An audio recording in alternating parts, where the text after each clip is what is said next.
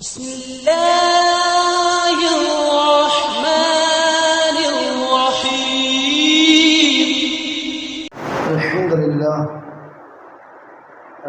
لله رب العالمين والعاقبة للمتقين والصلاة والسلام على سيدنا محمد وآله وصحبه أجمعين.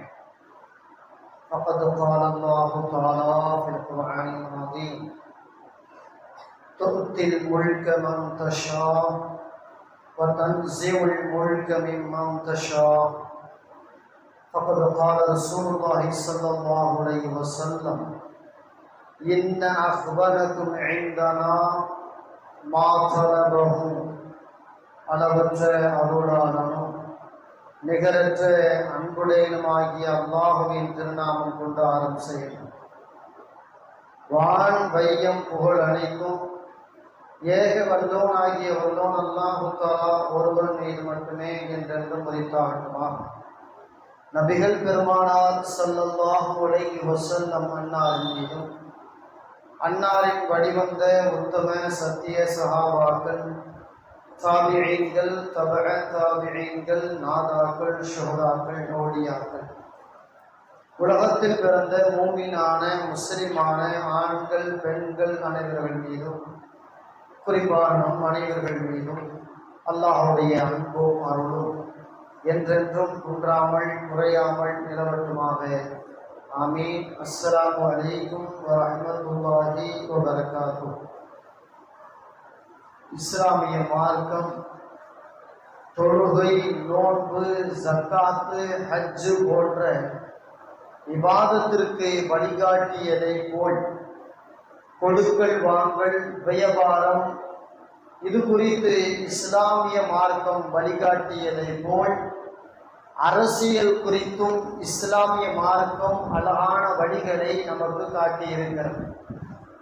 அரசியல் நிலைப்பாடை பற்றி சிந்திக்க வேண்டிய தருணம் இது. நபிகள் நாயகம் ஸல்லல்லாஹு அலைஹி வஸல்லம் அவர்கள் ஆட்சி அதிகாரங்கள் குறித்து, அரசு பதவிகள் குறித்து நிறைய நல்ல பல கருத்துக்களை, தெளிவான விஷயங்களை இந்த சமூகத்திற்கு சொல்லிவிட்டு போயிருக்கிறார். ஹதீசுகள், நூல்கள் அனைத்திலும் ஆட்சி அதிகாரம் குறித்து ஒரு பாடம் ஒதுக்கப்படும் அளவிற்கு, அரசு பதவிகள் குறித்து ஒரு பாடம் ஒதுக்கப்படும் அளவிற்கு ஏராளமாக நபிமொழிகள் அங்கே பதிவு செய்யப்பட்டிருப்பதை பார்க்கிறோம். தமிழகத்தில் எதிர்வரும் 23ஆம் தேதி தேர்தல் நடைபெற இருக்கிறது. இந்த தேர்தல் நேரங்களில் நாம் இஸ்லாமியர்கள் எவ்வாறு இருக்க வேண்டும் என்பதை பற்றியும், அரசியல் ரீதியாக நாம் எப்படி நடந்து கொள்ள வேண்டும் என்பதை பற்றியும் சிந்திக்க வேண்டிய தருணம் இது. ஒரு காலத்தில் அரசியல் சாக்கடை, சீ போ என்றார்கள். அரசியல் வேண்டாம் என்று ஒதுங்கியவர்கள், தகுதியில்லாதவர்கள் தன்னை ஆளப்படும் நிலைக்கு ஆளாவார்கள். அதனால் அரசியல் அறிவு முஸ்லிம்களுக்கு குறிப்பாக தேவை. அரசியலில் எவன் கெட்டவன், எவன் தீயவன், எவன் பெரிய தொந்தரவு தருவான், எவன் ஓரளவு தொந்தரவு கம்மியாக தருவான், எவன் சிறுபான்மை மக்களுக்கு ஓரளவு அனுசரித்து நடந்து போவான், எவன் ஆட்சிக்கட்டில் அமர்ந்தால் சிறுபான்மை மக்களை நசுக்கி பிழிந்தெடுப்பான் என்ற போதிய அரசியல் அறிவு முஸ்லிம் சமூகத்திற்கு மிக மிக அவசியம், மிக மிக அவசியம். அல்லாஹு தஆலா இது குறித்து குர்ஆனில் இப்படி சொல்கிறான்: துத்தில் முல்க மன் தஷா. அல்லாஹு தஆலா தன் நாடியவர்களுக்கு ஆட்சி அதிகாரத்தை தருகிறான். வ தன்ஸிஉல் முல்க மிம்மன் தஷா. தன் நாடியவர்களிடத்திலிருந்து கொடுத்த அதிகாரத்தை பிடுங்குகிறான். ஆட்சி அதிகாரம் என்பது ஏதோ ஓட்டு போடுவதால் வருகிறது என்று நாம் எண்ணுவதை தாண்டி அது அல்லாஹ் தருகின்ற அதிகாரம். ஆட்சி அதிகாரம் என்பது ரப்பு தருகின்றான். கொடுத்தவரிடத்தில் பிடுங்குவதும் அவனுடைய வசப்புள்ளது என்று இந்த குர்ஆன் வசனம் மிக தெளிவாக பேசுகிறார்.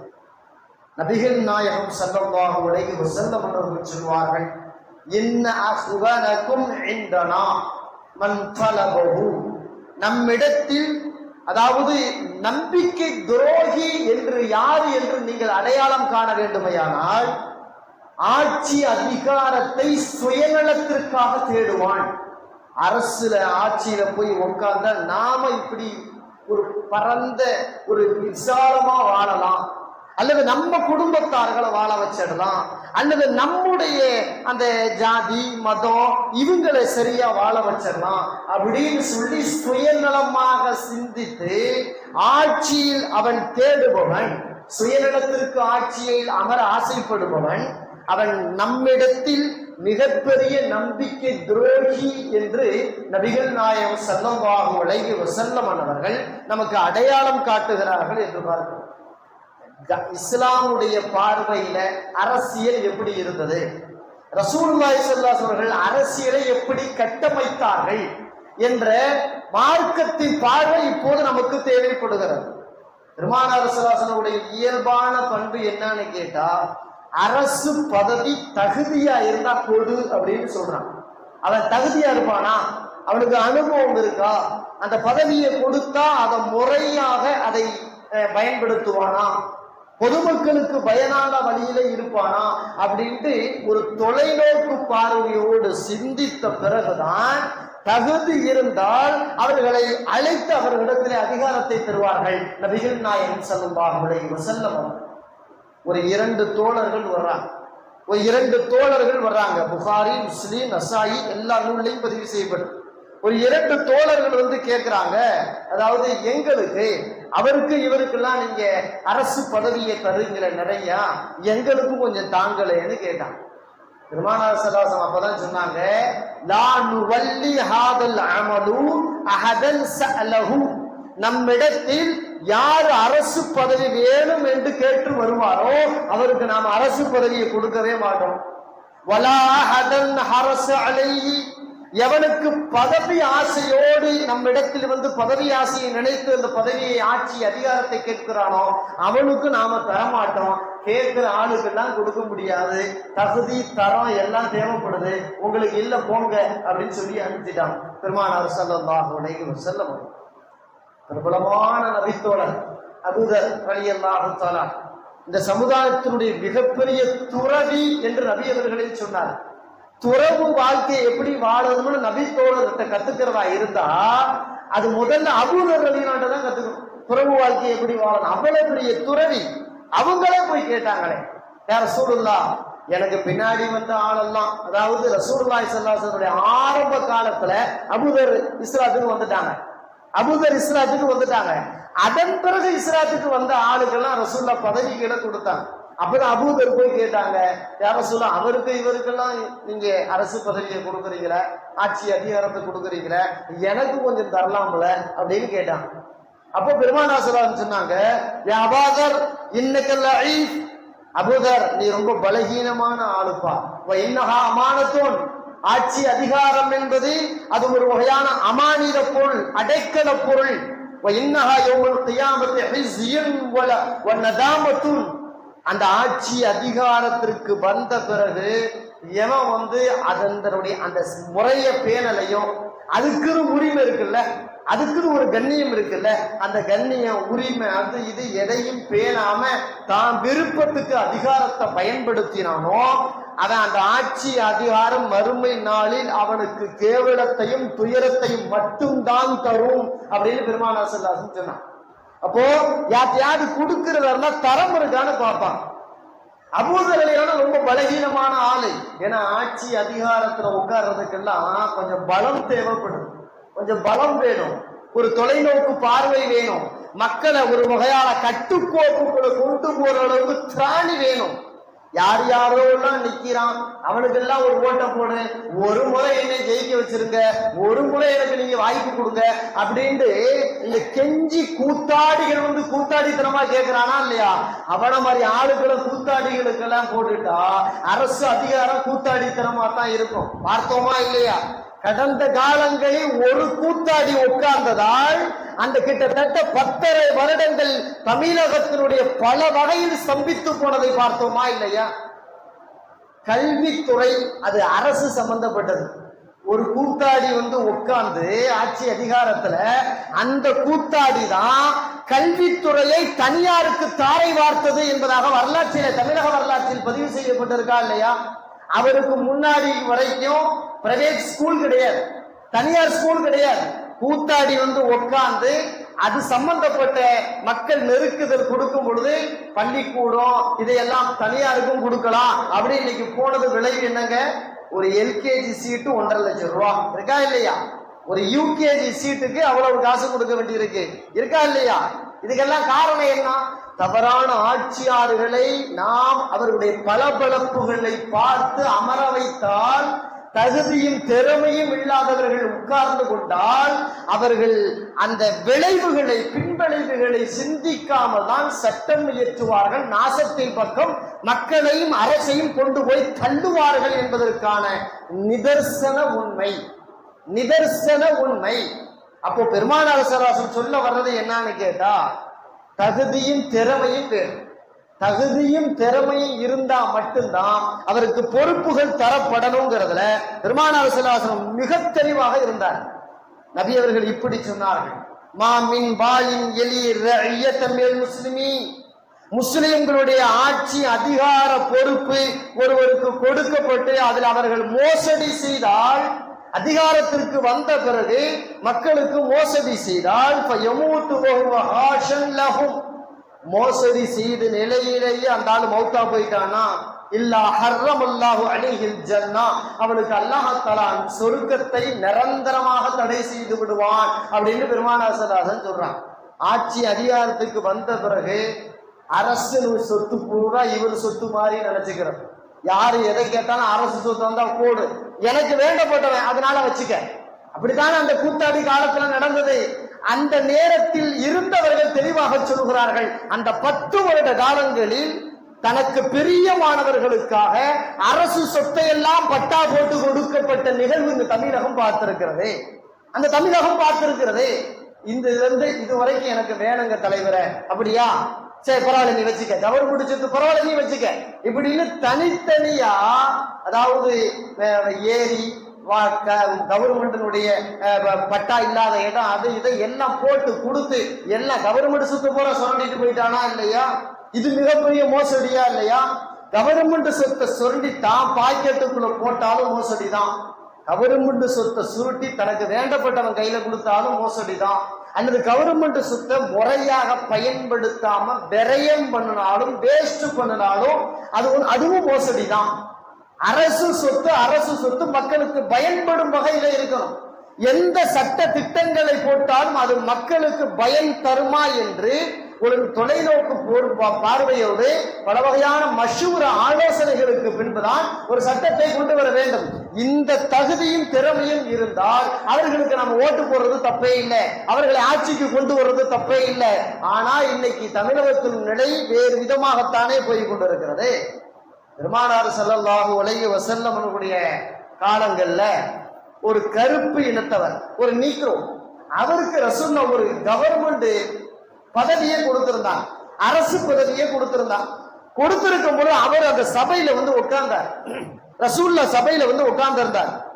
அப்போ ரசூலுல்லாஹி ஸல்லல்லாஹு அலைஹி வஸல்லம் இந்த கவர்மெண்ட் பதவியில இருக்கிறவங்க எல்லாம் சரியா இல்லைன்னு சொன்னா அதனால பலா முசீபத்து வரும், அப்படி இப்படி நிறைய விஷயங்களை சொல்லிக்கிட்டே வரும் பொழுது ஒரு வார்த்தை சொன்னாங்க, கானா உலூலன் யஅதி பிஹி யௌமுல் கியாமா, எவனெல்லாம் அரசு சொத்தை மோசடி செய்து ஏமாற்று வேலை செய்து கொள்ளையடிப்பானோ அந்த சொத்தை பூரா தூக்கிக்கிட்டு மறுமை நாள்ல வருவான் அல்லாட்ட. இப்ப மறைச்சு வச்சிருக்கானா இல்லையா? கோடி கோடியாக இடம், தோட்டம், துறவு, அயல் நாடுகள்ல பேங்க் பேலன்ஸ், காரு, பங்களா, தாம் பேர்ல, தாம் பினாமி பேர்ல அவன் இவன் நிறைய கொள்ளையடிச்சு வச்சிருக்கானா இல்லையா? இந்த ஒரு சொத்தை கூட அல்லாஹ் விட மாட்டான். எல்லாத்தையும் எடுத்துக்கிட்டு அவன் தூக்கிக்கிட்டு அல்லாட்ட வருவான் மறுமை நாள்ல. அவன் அசிங்கப்பட போறான் அப்படின்னு பெருமானார் ஸல்லல்லாஹு சொன்ன உடனே அந்த அரசு அதிகாரத்தில் இருப்பவரை எழுந்தார். யா ரசூலுல்லாஹ், நீங்க எனக்கு கூப்பிட்டு அரசு பதவியை கொடுத்தீங்க, நானா கேட்கல, நீங்களா தான் தந்தீங்க. எனக்கு அந்த பதவி வேண்டாம், நான் ராஜினாமா பண்ணிடுறேன், நான் ராஜினாமா பண்ணிடுறேன், எனக்கு தேவையில்லை அப்படின்ட்டு. ஒமாலக்க, இப்ப உனக்கு என்ன ஆச்சு? நீ கேட்கற நானே தந்தவன், நீ என்ன அதையும் ராஜினாமா பண்ணிட்டு போறேன்னு சொல்ற, உனக்கு என்ன பிரச்சனைன்னு கேட்டார். அப்ப ரசூலா கேட்டாங்க. அப்பதான் ஒரு வார்த்தை சொன்னாரு, சமிஅத்துக தகூலு கதா வகதா, அரசு பதவியில் இருப்பவர்களுக்கு இவ்வளவு நெருக்கடியை அல்லாஹ் தஆலா தருவான் நீதி நேர்மையோடு நடக்க தவறுபவர்களுக்கு அப்படின்னு நீங்க சொல்றீங்கல்ல.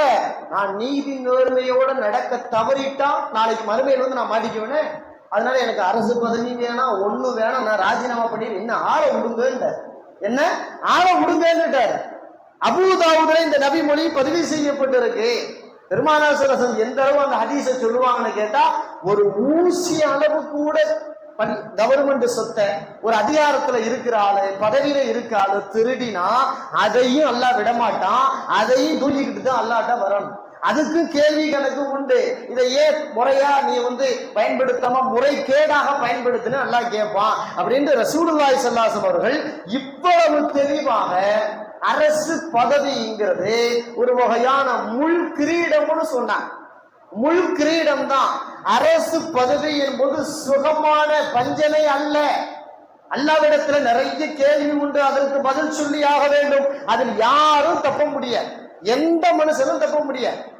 ஜனாதிபதி உமர் ரலியல்லாஹு தஆலாவுடைய ஆட்சி காலம், உமர் ரலியல்லாஹு கூப்பிட்டு தான் சில பேருக்கு அரசு பதவியை கொடுப்பாங்க.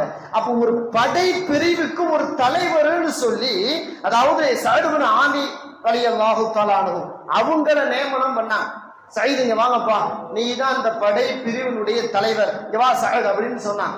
உடனே அவரு சொன்னாரு, எனக்கு எந்த அரசு பொறுப்பும் வேண்டாம், என்னை ஆள விட்டுருங்க, நான் பொது மனுஷனோட ஒரு மனுஷனா இருந்துட்டு போறேன், எனக்கெல்லாம் தலைவர் பதவி அது இதெல்லாம் தர வேண்டாம், நான் வரவும் விரும்பல அப்படின்னு சொன்ன உடனே உமர் ரலியல்லாஹு பார்த்து கோபத்தோட சொன்னாங்க, வல்லாஹி அல்லாஹ்வின் மீது சத்தியமாக, லா அதஉக்கும் ஜஅல்துமூஹா ஃபி உனுகி, நீங்க எல்லா அரசு பதவியை என் தலையில போட்டுவிட்டு ஏன்ட்ட எல்லாத்தையும் கொடுத்துவிட்டு சும்மத்த ஹல்லைத்துகும் மின்னி, நீங்க என்ன விட்டு ஓட பாக்குறீங்களா?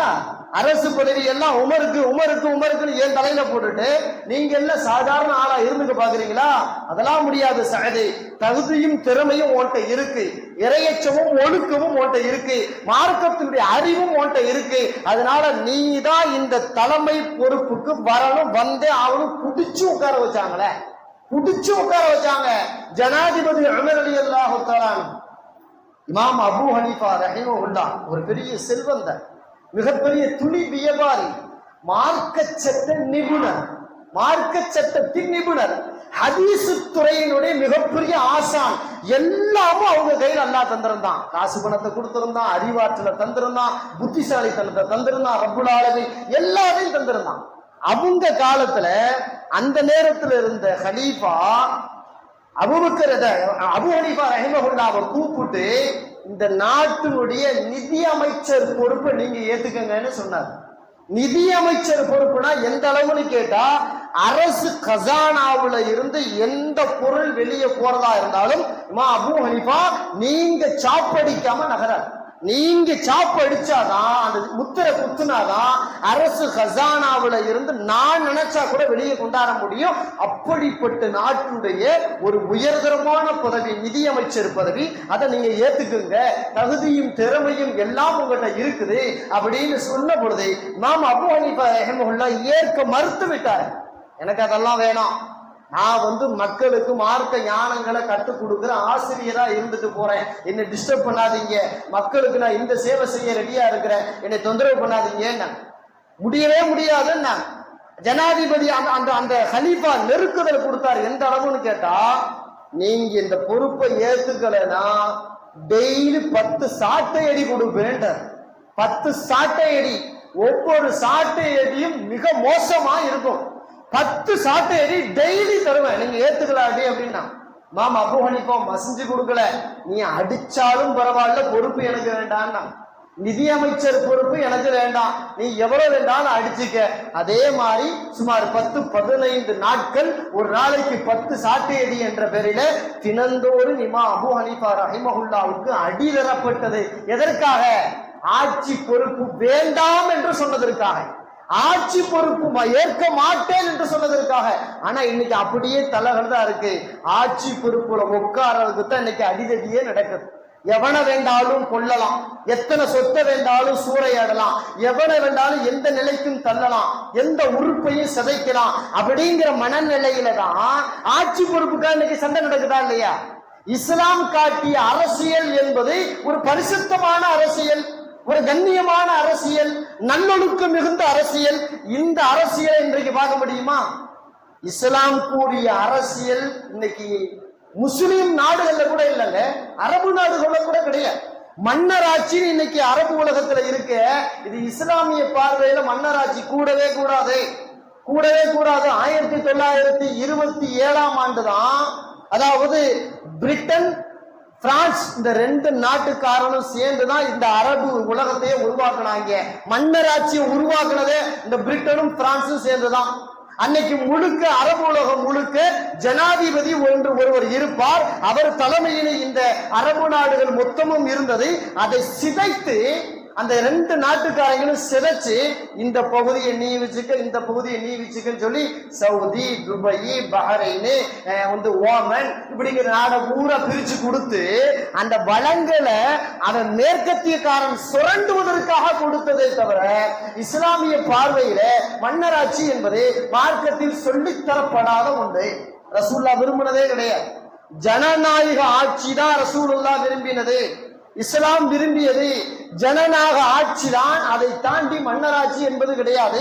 அப்படி பார்த்தோம் கேட்டா இஸ்லாமிய சொன்ன அந்த அரசியல் என்பது இன்று உலகத்தில் இல்லைன்னு உறுதியா சொல்லலாம், இல்லைன்னு உறுதியா சொல்லலாம். அந்த அளவு பரிசுத்தமான ஒரு வாழ்க்கை வழிமுறையை மார்க்கம் நமக்கு தெளிவாக கற்றுக் கொடுத்திருக்கு. பெருமானார் ஸல்லல்லாஹு அலைஹி வஸல்லம் அவர்கள் இப்படி சொன்னாங்களே. ஒரு தோழர் வந்து கேட்டார், யா ரசூலல்லாஹ் மறுமை நாள் எப்போ வரும்னு கேட்டார். மறுமை நாள் வர்றதற்கிட்டப்பா மறுமை நாளுடைய அடையாளங்கள்லாம் என்னன்னு கேட்கிறார்.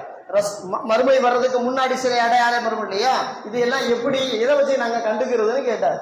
அப்ப ரசூலுல்லாஹி ஸல்லல்லாஹு அலைஹி வஸல்லம் சொன்னாங்க, இதா உஸ்னிதல் அம்ரு இலா கைரி அஹ்லிஹி, தகுதி இல்லாத ஆளுட்ட நாட்டின் பொறுப்புகள் தரப்படுமையானால் மறுமை நாளை நீ எதிர்பார் அப்படின்னு சுருக்கமா சொல்லிட்டான். இன்னைக்கு ஆட்சி அதிகாரத்துல இருக்காலாம் தகுதியான இருக்கானா? யோசிக்கணுமா இல்லையா? அப்ப அவன் அப்படி இருக்கிறதுனாலதான் இன்னைக்கு உலக அளவுல போரே நடக்குது. திருக்கனையும் பைத்தியக்காரனையும் இல்லையா அரணும் செய்யும். இன்னைக்கு ஒண்ணு பேசுவான், நாளைக்கு ஒண்ணு பேசுவான், மறுநாள் ஒண்ணு பேசுவான், அடுத்து நான் பேசவே இல்லையம்மா. அவனை கொண்டு போய் ஆட்சி அதிகாரத்துல உட்கார வச்சிருக்காங்க அமெரிக்காவில. அந்த முசீபத்து பிடிச்சவனாலதானே இன்னைக்கு பெரும் பிரச்சனை உருவாகி இருக்குது. எல்லா வகையான பொருளாதாரத்தினுடைய பின்னடைவு, விலைவாசி உயர்வு, எரிபொருள் தட்டுப்பாடு, உலகமே பதட்டம் நிலையில இருக்கிறதுக்கு காரணம் தகுதியும் திறமையும் இல்லாதவனெல்லாம் ஆட்சி அதிகாரத்தில் உட்கார்ந்தால் நடக்கும். ஆட்சி அதிகாரத்தில் உட்கார்ந்ததால் நடக்கிறது. ரொம்ப போக வேண்டாம். தமிழ்நாட்டுல கூட நிறைய தமிழர்களுக்கு வேலை கிடைக்காமல் வடநாட்டுக்காரர்கள் அமர்ந்திருக்கிறார்கள் அரசு உத்தியோகத்தில். இது ஒரு முட்டாப்பை ஆட்சியில உட்கார்ந்தனாலதான் நடந்தது. ஒரு 4 வருட காலங்கள் தவறான மனிதன் உட்கார்ந்தான், அவன் வழி விடுகிறான். அதாவது வடநாட்டுக்காரர்கள் தமிழ்நாட்டினுடைய அரசு உத்தியோகத்துக்குள்ள வாங்க, தமிழ்நாட்டுக்காரன் அரசு உத்தியோகத்துக்கு வராது தொலைஞ்சு போங்கிறான் இல்லையா? பார்த்தோமா இல்லையா? தகுதியும் திறமையும் இல்லாதவன் ஆட்சி அதிகாரத்துல உட்கார்ந்தா அவன் காசு பணம் சம்பாதிக்க ஆசைப்படுவான், நாட்டை வித்துருவான், நாட்டை அடகு வச்சிருவான், பிற யாரு தப்பான மனுஷன் சொன்னாலும் ஜால்ரா போடுவான். காரணம் ஏன் சொத்தை பாதுகாக்கணும்ல. சொத்துங்கிறது வேறு சிந்தி சம்பாதிச்சது கிடையாது. அரசு சொத்து ஆட்டையை போட்டு சேர்த்து வச்சிருக்கிறான். பரம்பரை 10 பரம்பரைக்கு தேவையானதெல்லாம் சேர்த்து வச்சிருக்கிறான். அந்த சொத்தை பாதுகாக்க மொத்த தமிழகத்தையும் அடகு வைக்கிறானே, மொத்த தமிழகத்தை வித்துட்டு போலான்னு முடிவு பண்றானே. இது எவ்வளவு பெரிய அயோக்கியத்தனமானது. தகுதியும் திறமையும் இல்லாதவெல்லாம் ஆட்சி பொறுப்புல வந்து உட்கார்ந்தான்னு வைங்க, இதுதான் நடக்கும்ங்கிறத பெருமானார் ஸல்லல்லாஹு அலைஹி வஸல்லம் கிட்டத்தட்ட 1400 வருடத்திற்கு முன்பே சொல்லிவிட்டு போனார். ஒருத்தரை பெருமானார் ஸல்லல்லாஹு அலைஹி வஸல்லம் நடந்து போகும் பொழுது ஒரு தோழர் மற்றொரு தோழரை அளவு கிடந்து புகழ்றாரு. நீங்க அப்படி நீங்க இப்படின்னு சும்மா அடிச்சு விடுறாரு புகழ்ச்சிய. பெருமானார் ஸல்லல்லாஹு அலைஹி வஸல்லம் பார்த்தாங்க, புகழ்ந்தவங்க பக்கத்துல போய் நின்று சொன்னாங்க, கதஅதும் தஹ்ரர் ரஜுலி, ஏப்பா அந்த ஆளுடைய முதுகையை ஒடிச்சு போட்டுட்டீங்க அப்படின்னா. என்னது, நான் புகழ்ந்த முதுகு ஒடிச்சிட்டீங்க அப்படின்னு கேட்டா அவன் அந்த புகழ்ச்சிக்கே தகுதி இல்லை. நீ எக்ஸ்ட்ரா பிட்ட போட்டு அது இதுன்னு புகழ்றிய, அவனுக்கு தலைக்கணம், கருவம், அகம்பாவம், ஆணவம் எல்லாம் வந்துச்சுன்னா அந்த பாவத்துக்கு நீ தானே. அப்ப அவனை இல்லாம ஆக்கிட்டியா இல்லையா அப்படின்னு ரசூலுல்லாஹி ஸல்லல்லாஹு அலைஹி வஸல்லம் ஒரு இலக்கிய நயத்தோடு அவன் முதுகை நீ ஒடுத்தி விட்டாய் என்கிறார்கள். தப்பான ஆள புகழ்றதே அல்லாஹ்வின் கோபத்திற்கு காரணம் என்கிறாரே என்பதாக மற்றொரு நபி வழி சொல்லப்பட்டிருக்கிறது.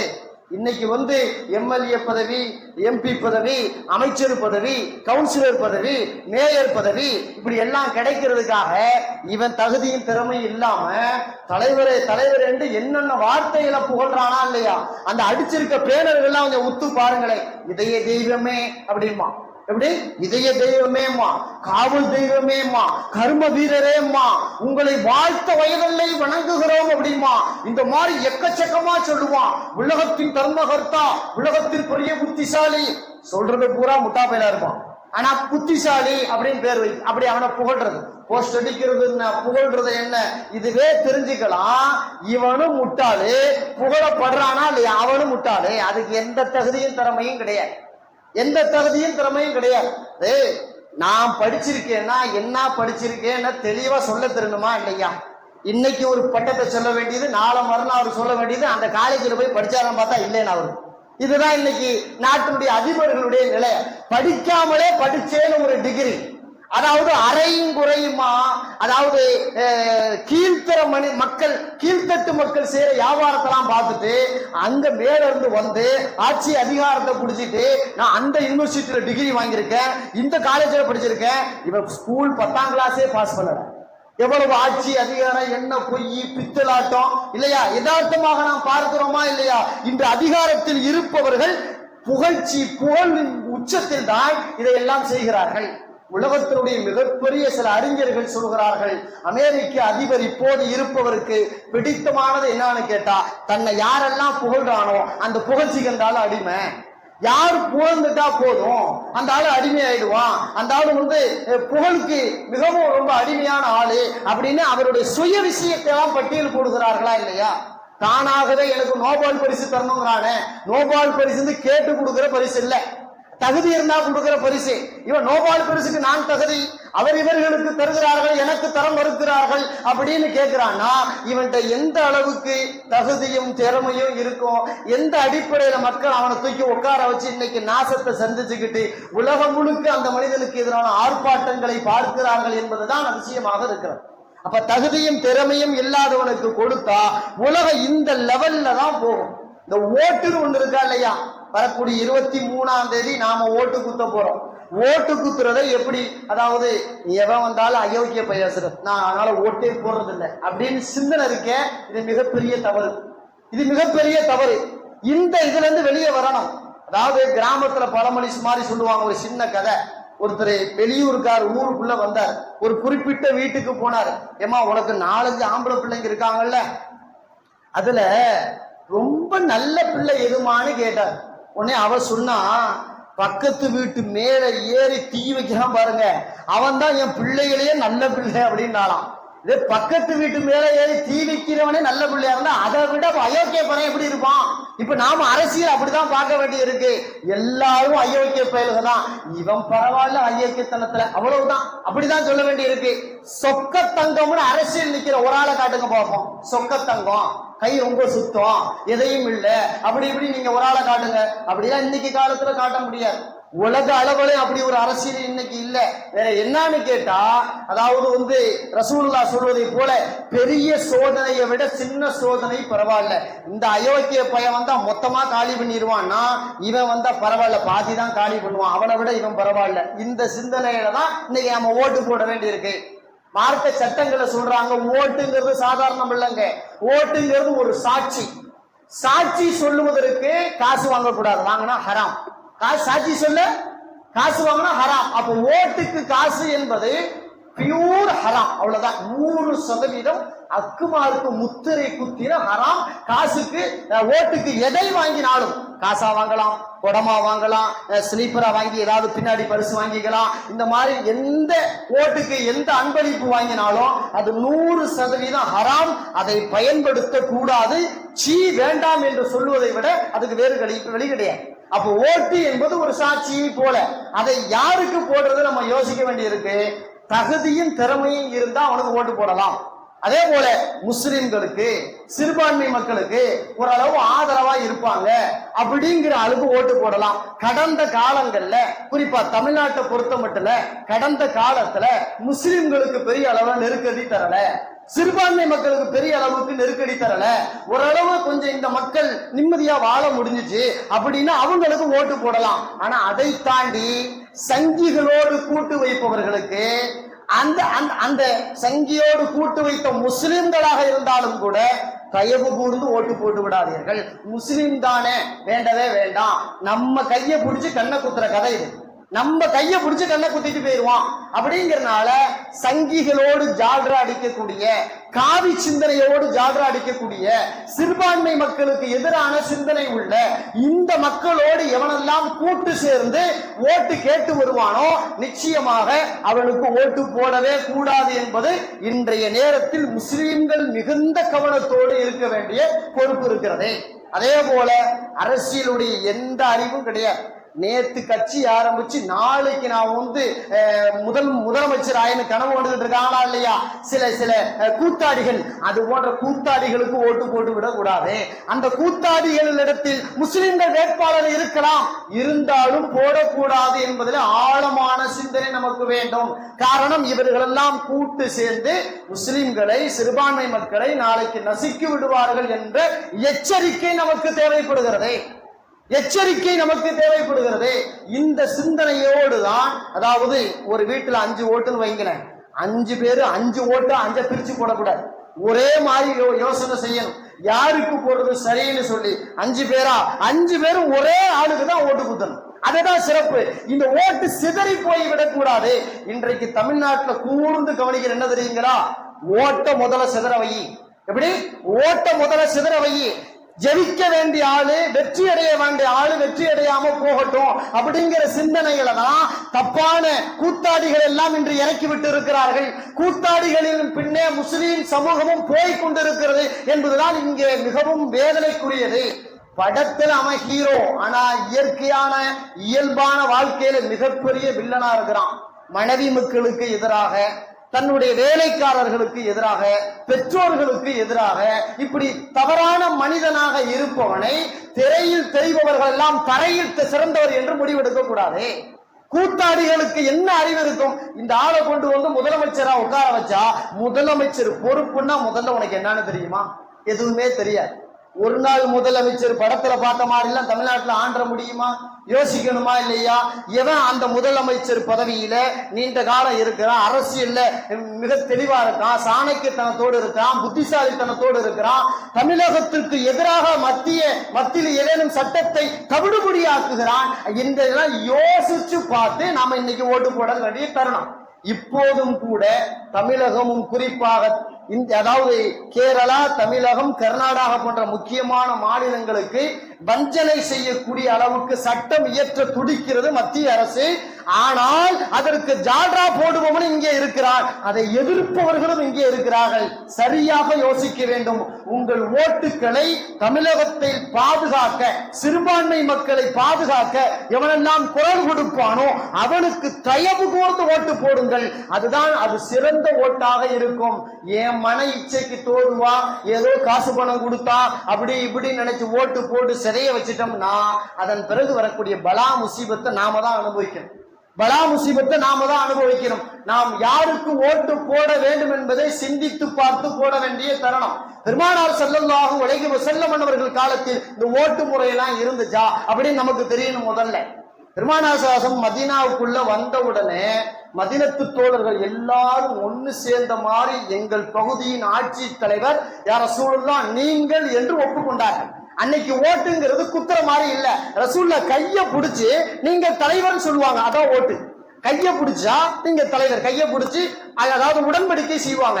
இப்படி உடன்படிக்கை செய்தால் ஒரு குடும்பத்துல ஒரு தலைவர் அந்த குடும்பத்தின் தலைவர் செஞ்சிட்டாருன்னா அந்த குடும்பம் எல்லாம் ஒப்புக்கொண்டுச்சுன்னு அர்த்தம். ஒரு கோத்திரத்தின் தலைவர் ஒப்புக்கொண்டால் அந்த கோத்திரமே ஒப்புக்கொண்டது என்று அர்த்தம். அப்படி ரசூலுல்லாஹ் காலத்துல நபியின் கையை பிடித்து முசாபஹா செய்து உடன்படிக்கை செய்தார்கள். அதுதான் ஓட்டு. நபி அவர்கள் ஓட்டு போட்டுதான் அந்த பகுதியினுடைய ஆட்சி தலைவராக வந்தார்கள். அதன் பிறகு ரசூலுல்லாஹி ஸல்லல்லாஹு அலைஹி அவர்கள் மௌத்தா போகும் கொஞ்ச காலத்திற்கு முன்பு சமிக்கையாக ஜாடை மாடையாக எனக்கு பிறகு ஆட்சி பொறுப்புக்கு தகுதியானவர் அபூபக்கர் ரலியல்லாஹு தஆலா அன்ஹு என்று நபி அவர்கள் தொலைநோக்கு பார்வையோடு அபூபக்கர் காலத்தில் இருக்கக்கூடிய சிறந்த பண்பை எல்லாம் உள்வாங்கிவிட்டு அடுத்த ஆட்சி தலைவர் என்று சொல்லாமல் சொல்லிவிட்டு போனார்கள். ஆனால் அதன் பிறகும் ஓட்டெடுப்பு நடந்தது. அபூபக்கர் கையை பிடித்தார்கள். நீங்களே அடுத்த ஜனாதிபதி என்று சொன்னார்கள். மக்கள் எல்லாம் ஒன்று கூடி சொன்னார்கள். அபூபக்கர் ஜனாதிபதி பொறுப்புக்கு வந்தார்கள். அபூபக்கர் இறுதி நேரத்தில் அவர்கள் ஒரு முடிவுக்கு வந்தார்கள். அடுத்த ஜனாதிபதி என்பது உமர் ரலியல்லாஹு தஆலா அவர்கள் இருக்கட்டும். காரணம், அவரிடத்தில் இறையச்சம் உண்டு, நல்லொழுக்கம் உண்டு, தகுதியும் திறமையும் இருக்கிறது, மார்க்க ஞானங்கள் இருக்கிறது. அவர் நினைத்ததெல்லாம் குர்ஆன் வசனமாக இறங்கி இருக்கிறது. நபிக்கு பல வகையிலே ஆலோசனை தந்திருக்கிறார். இஸ்லாமிய வளர்ச்சிக்கு நிறைய பாடுபட்டு இருக்கிறார். அப்படி என்றால் உங்களை ஆளுவதற்கு தகுதி அவரிடத்தில் இருக்கிறது என்று பட்டவர்த்தமாக சொல்லிவிட்டு போனார்கள். மக்கள் எல்லாம் உமர் ரலியல்லாஹு கையை பிடித்து ஓட்டு போட்டார்கள். உமர் ரலியல்லாஹு அடுத்த ஆட்சி பொறுப்புக்கு வந்தார்கள். உமர் ரலியல்லாஹு இறுதி நேரம் வருகிறது. அவர்கள் சொல்லுகிறார்கள், கிட்டத்தட்ட 6 நபர்களை நான் தேர்ந்தெடுக்கிறேன். அந்த 6 நபர்களும் இறையச்சம் உள்ளவர்கள், நல்லொழுக்கம் உள்ளவர்கள், மார்க்க ஞானம் உள்ளவர்கள். அந்த 6 பேரில் ஒருவரை அடுத்த ஆட்சியின் தலைவராக நியமியுங்கள் என்று சொல்லிவிட்டு போனார்கள். அதன் பிறகு மக்கள் எல்லாம் ஒன்று கூடி உஸ்மான் ரலியல்லாஹு அவர்களை தேர்ந்தெடுத்தார்கள். அவர் கரம் பிடிக்கப்பட்டது. அவர் அடுத்த ஜனாதிபதியாக வந்தார். ஜனாதிபதி உஸ்மான் ரலி இறுதி காலம் முடிந்த பிறகு மக்கள் எல்லாம் ஓடி வந்து அலி ரலியல்லாஹு அவர்கள் கரம் பிடித்து அவர்களுக்கு ஆட்சி பொறுப்பை மக்களாகவே தந்தார்கள். அவர்கள் இறுதி நேரத்தில் மக்கள் கேட்டார்கள், அலி ரலியல்லாஹு அவர்களே, ஜனாதிபதி அவர்களே, உங்கள் மகன் மூத்தவர் ஹசன் அவர்களை நாங்கள் அடுத்த ஜனாதிபதியாக நியமிக்கலாமா என்று கேட்ட பொழுது அவர்கள் சொன்னார்கள், நியமிக்கலாம் என்று சொல்லவும் மாட்டேன், நியமிக்க வேண்டாம் என்று சொல்லவும் மாட்டேன், உங்களுக்கு யாரை விருப்பமோ அவர்கள் நியமித்துக் கொள்ளுங்கள் என்று சொன்னார்கள். அதன் பிரகாரம் அதாவது மக்கள் எல்லாம் ஹசன் ரலியல்லாஹு கரம் பிடித்து நீங்கள் தான் அடுத்த ஜனாதிபதி என்று சொன்னார்கள். ஹசன் ரலியல்லாஹு அவர்கள் 6 மாதங்கள் மட்டும் இருந்து பிறகு ராஜினாமா செய்தார்கள் என்பதாக சொல்லப்படுகிறது. அதன் அடிப்படையில் நபி அவர்கள் சொன்னார்கள், நீதியும் நேர்மையும் நல்லொழுக்கமும் ஒழுக்கம் நிறைந்த ஆட்சி என்பது எனக்கு பிறகு சரியாக 30 வருடம் தான் இருக்கும். அதன் பிறகு ஆட்சி நிலை மாறும் என்று சொன்னார்கள். ஹசன் ரலியல்லாஹு அவர்கள் ராஜினாமா செய்ததோடு 30 வருடங்கள் முடிந்தது. ராஜினாமா செய்ததோடு 30 வருடங்கள் முடிந்தது. அதன் பிறகுதான் மன்னராட்சி நோக்கி இஸ்லாம் திரும்பியது என்பதாக வரலாறு இருக்கிறது. அதனால் மார்க்கத்தில் ஓட்டு என்பது அவசியம், அரசியல் அறிவு என்பது அவசியம். யார் நம்மை ஆள வேண்டும், யார் நம்மை ஆளக்கூடாது என்ற திறனும் பக்குவம் நமக்கு தேவைப்படுகிறது. 1952 57ஆம் ஆண்டு இந்தியாவிலே முதல் ஓட்டு நடந்தது. 52 முதல் ஓட்டு, 57 இரண்டாவது ஓட்டு. அந்த ஓட்டு நடக்கும் பொழுது எப்படி நடந்தது என்பதாக அதனுடைய அறிஞர்கள் சொல்கிறார்கள். அதாவது கலரா பாக்ஸ் இருக்கும், மஞ்ச பாக்ஸ், வெள்ளை பாக்ஸ், பச்சை பாக்ஸ், கலரா பெட்டி இருக்கும். நாம யார நினைக்கிறோமோ அந்த மஞ்ச பெட்டியில போட்டா அவர் வருவார்னு அர்த்தம், பச்சை பெட்டியில போட்டா இவர் வருவார்னு அர்த்தம். அப்படின்னு பாக்ஸா பிரிச்சு வச்சு ஓட்ட அதுல போட்டுட்டு போனாங்க. இது 57 வரைக்கும் இருந்த அமல். அதன் பிறகு 62ஆம் ஆண்டு ஒரு ஸ்லிப் தந்தாங்க. ஸ்லிப்ல அந்த வேட்பாளர் பேர் இருக்கும், அதுக்கு பக்கத்துல அவருடைய சின்னம் இருக்கும். அதுல ஒரு குத்து குத்திட்டு அல்ல ஒரு இன்ட்டு மாதிரி போட்டுட்டு அதை தூக்கி மடிச்சு மொத்த பாக்ஸ்லயும் போட்டுட்டு போற பழக்கம் இருந்துச்சு. ஆனா இன்னைக்கு யதார்த்தமாக மின்னணு வாக்கு வந்துருச்சு.